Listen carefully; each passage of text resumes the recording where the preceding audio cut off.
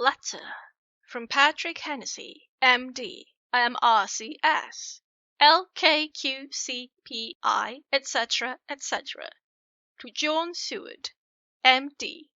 20 September. My dear Sir, in accordance with your wishes, I enclose report of the conditions of everything left in my charge. With regard to patient Renfield, there is more to say. He has had another outbreak which might have had a dreadful ending, but which, as it fortunately happened, was unattended with any unhappy results.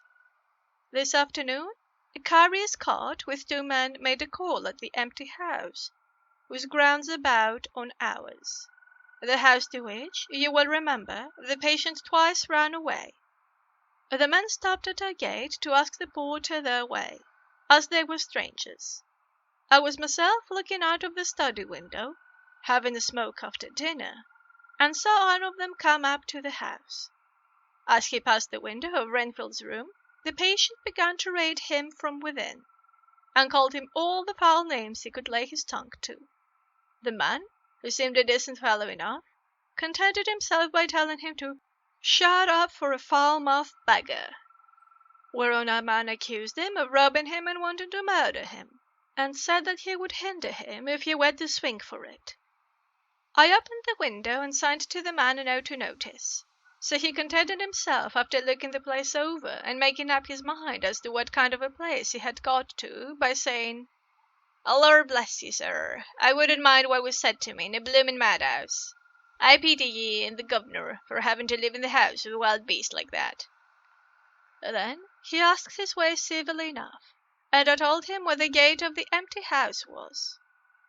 He went away, followed by threats and curses and revilings from our man. I went down to see if I could make out any cause for his anger, since he is usually such a well-behaved man, and except his violent fits, nothing of the kind had ever occurred. I found him, to my astonishment, quite composed and most genial in his manner. I tried to get him to talk of the incident, but he blandly asked me questions as to what I meant, and led me to believe that he was completely oblivious of the affair. It was, I am sorry to say, however, only another instance of his cunning, for within half an hour I heard of him again. This time he had broken out through the window of his room, and was running down the avenue. I called to the attendants to follow me, and ran after him, for I feared he was intent on some mischief. My fear was justified when I saw the same cart which had passed before coming down the road, having on it some great wooden boxes. The men were wiping their foreheads, and were flushed in the face, as if with violent exercise. Before I could get up to him, the patient rushed at them, and pulling one of them off the cart, began to knock his head against the ground. If I had not seized him just at the moment, I believe he would have killed the man there and then.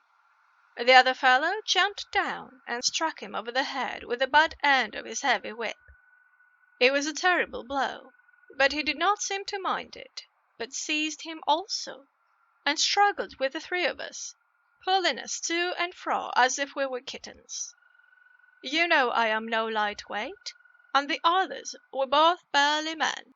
At first he was silent in his fighting, but as we began to master him, and the attendants were putting a strait waistcoat on him, he began to shout, "I'll frustrate them! They shan't rob me! They shan't murder me by inches! I'll fight for my lord and master!"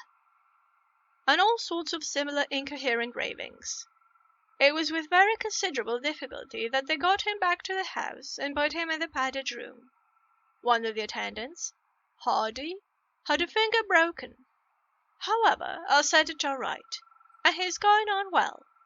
The 2 carriers were at first loud in their threats of actions for damages, and promised to rain all the penalties of the law on us.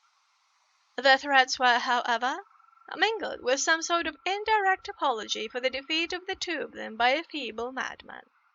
They said that if it had not been for the way their strength had been spent in carrying and raising the heavy boxes to the cart, they would have made short work of him.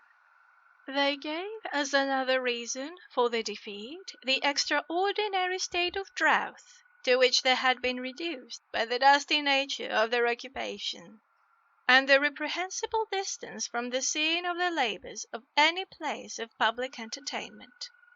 I quite understood their drift, and after a stiff glass of grog, or rather more of the same, and with each a sovereign in hand, they made light of the attack, and swore that they would encounter a worse madman any day for the pleasure of meeting so blooming good a bloke as your correspondent. I took the names and addresses in case they might be needed. They are as follows: Jack Smollett, of Dundings Rents, King George's Road, Great Walworth, and Thomas Snelling, Peter Parley's Row, Guide Court, Bethnal Green. They are both in the employment of Harris and Sons, Moving and Shipment Company, Orange Master's Yard, Soho. I shall report to you any manner of interest occurring here, and shall wire you at once if there is anything of importance. Believe me, dear sir, yours faithfully, Patrick Hennessey.